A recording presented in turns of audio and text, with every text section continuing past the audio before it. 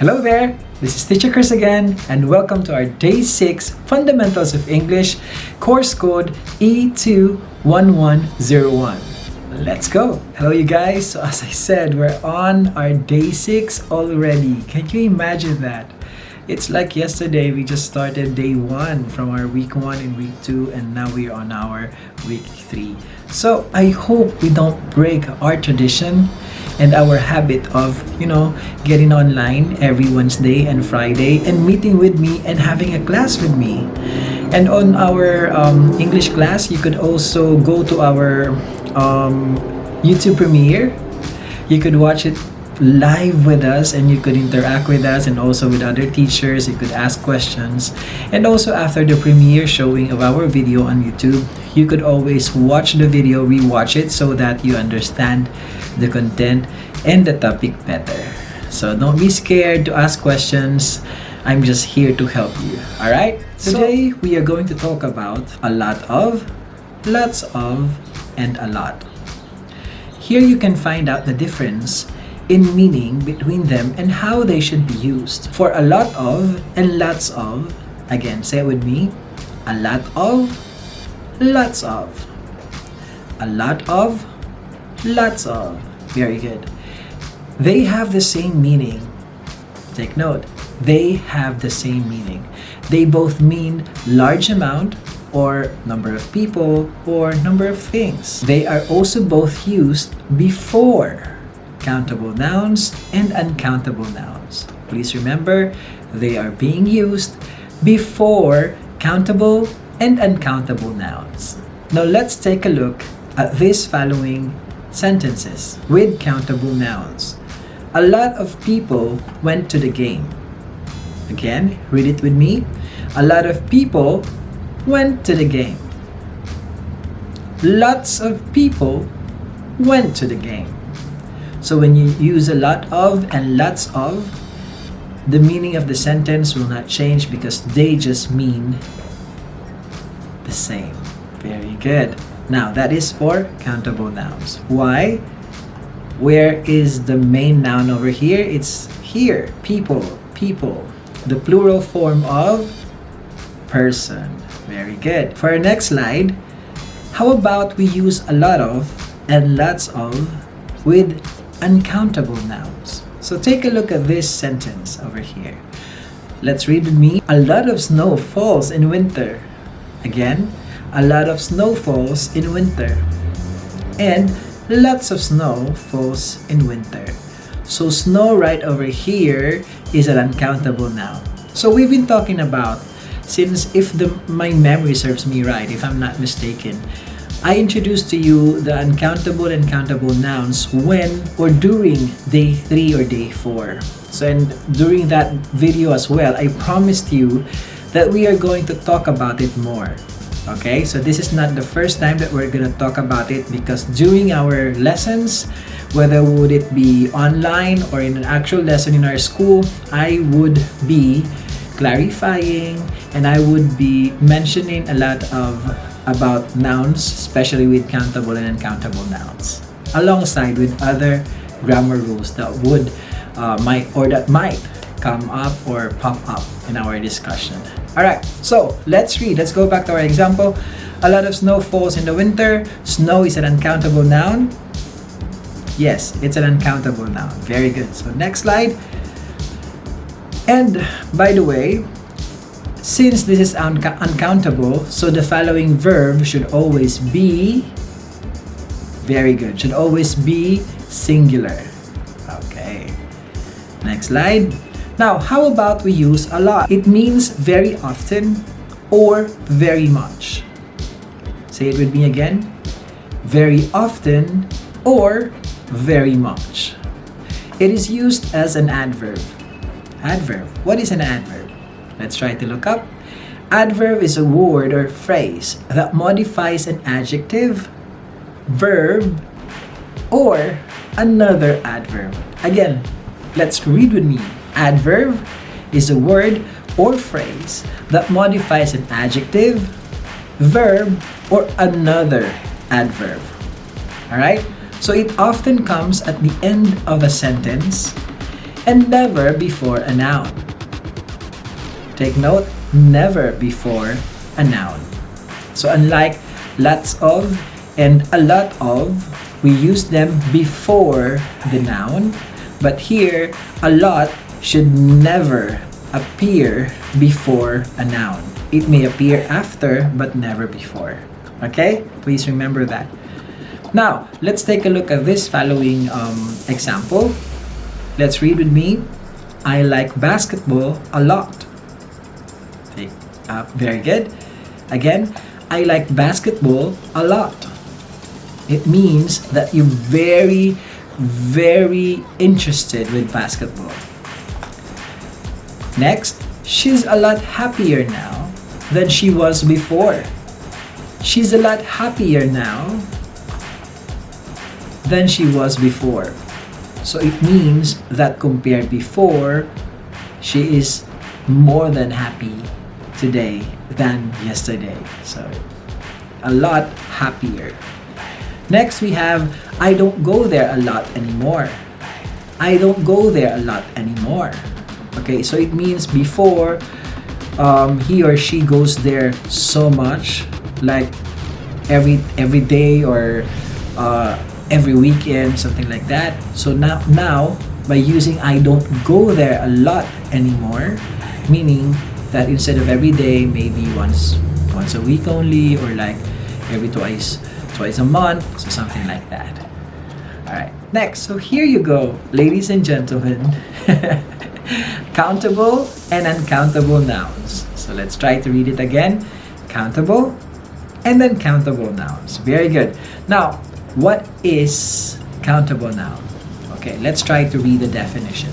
Countable nouns are for things we can count using, yes, numbers. 1, 9, 18, 22, so on and so forth. Numbers. They have a singular and plural form. Take note, countable nouns, what? Have singular and plural form, correct. The singular form can use the determiner a and an. The singular form, I'll repeat, can use the determiner a or an before the actual noun. If you want to ask about the quantity of a countable noun, you'll say, very good, how many? If you want to ask about the quantity of a uncountable noun, you will ask how many combined with the plural countable noun. Alright, now let's take a look at these examples over here. Let's read with me. She has 3 dogs. Again, she has 3 dogs. Dogs is an uncountable? No, it's a countable noun. And 3 over here is a number.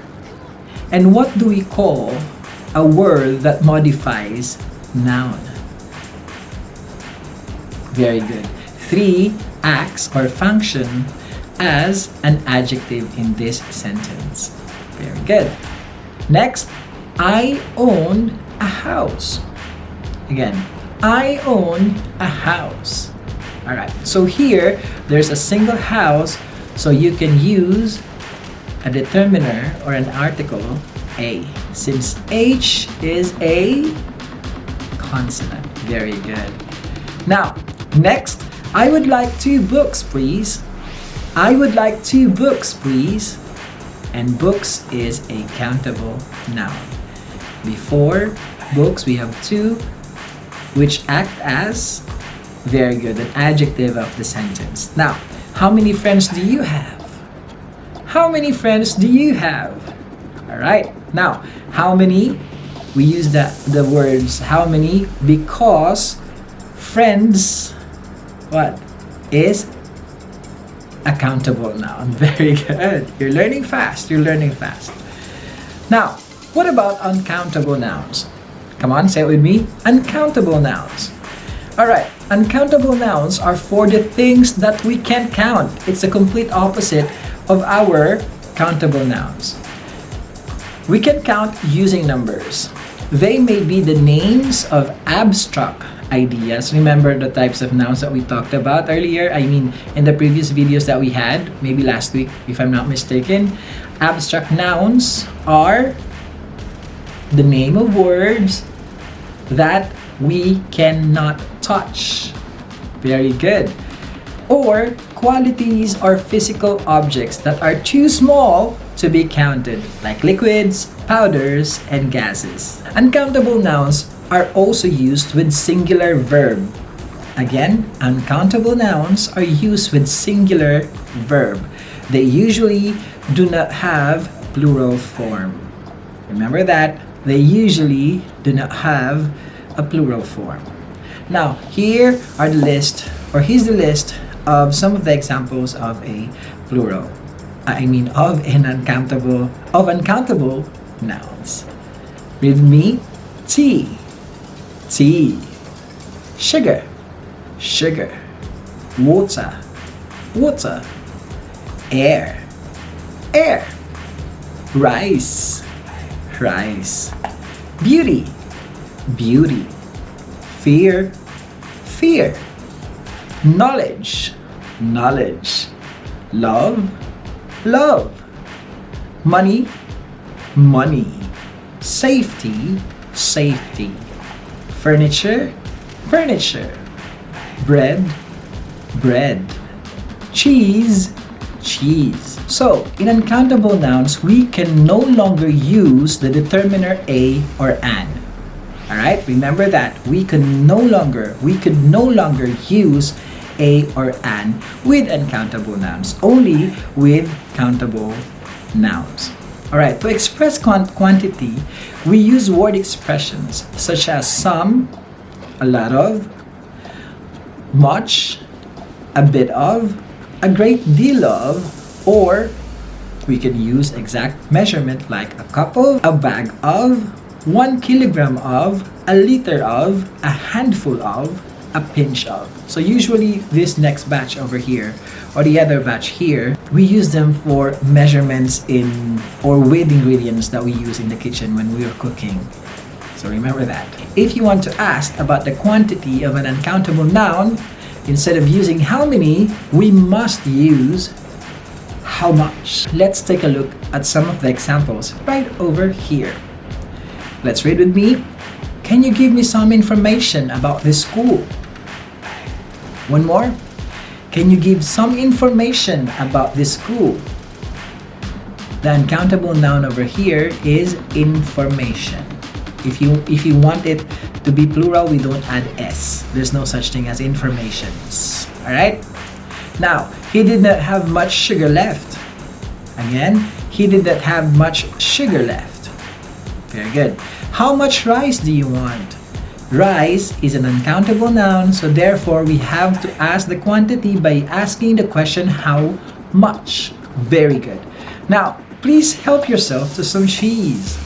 Please help yourself to some cheese. Very good. Nice. So now, I'm gonna move to the next slide, but in any time after this video, you wanted to pause, or if you wanted to go back to the earlier part of the video, you may do so. So please do that so that you understand the content better. Alright? Before you answer our practice test for today. While most nouns are easily made plural with a few simple changes, such as adding an s or es at the end of the word, there is one group of nouns that doesn't seem to follow the rules. They're called irregular nouns, and they don't become plural the regular way. An irregular noun is a noun that becomes plural by changing its spelling in other ways than adding an s or es at the end of the word. This change can happen in a variety of ways. So words that end in f or f sound, change the f to ve and add an s. Again, I will repeat. Words that end in f or f sound, change the f or the f sound to ve and add an s. So here we have the following example.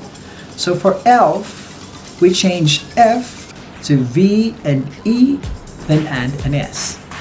to read as elves. Everybody read it with me. Elves. Very good. From calf to calves. Knife, knives. Loaf, loaves. Shelf, shelves. Wolf, wolves. Wolf, wolves. Very good. Now, by changing vowels, changing the word, or adding a different ending. Again, by changing vowels, changing the word, or adding a different ending. From man, men. Man, men. So from A, we change it to letter E. Singular, plural. Person, people. Person, people. Mouse, mice. Mouse, mice. Child, children. Child, children. Foot, foot. Feet, feet. Goose, goose. Goose, geese. Geese. Very good. Tooth, teeth. Tooth, teeth. Very good. Job well done, you guys. So, basically, these are the things that we learned this week. So, this is the summary of it. Number 3. So, this week, we learned countries and nationalities, demonstrative adjectives, this, these, those, and that. And we did also some listening exercises. And today, we talked about a lot of, lots of, and a lot. And also, we had an introduction topic for countable and uncountable nouns and the irregular plural nouns. So I hope you learned a lot again this time. And please guys, don't ever get tired of going online every Wednesday at 8 or 8:30 until 10 and every Friday from 10:30 to 12 to attend our class. And also please don't be shy to ask me questions. I respond to all your messages and I read all your comments.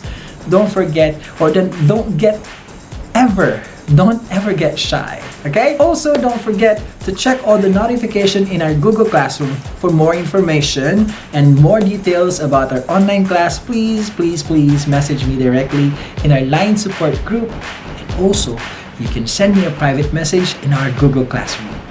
So, this has been Teacher Chris and this is Fundamentals of English online class. Course code E21101. I'll see you in the next video. Bye!